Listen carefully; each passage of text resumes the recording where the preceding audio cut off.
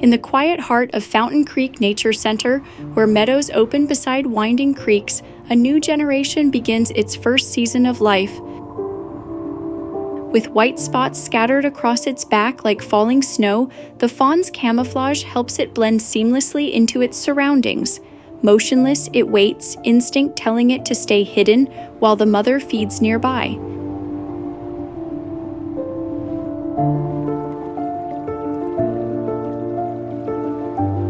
Within just a few days, the fawn begins to find its footing.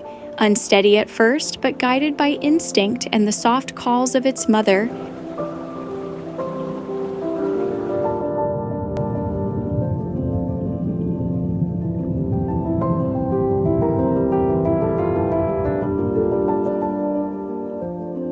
by summer's peak, the young deer are more confident, learning to run, leap, and follow the hidden trails their ancestors have used for generations.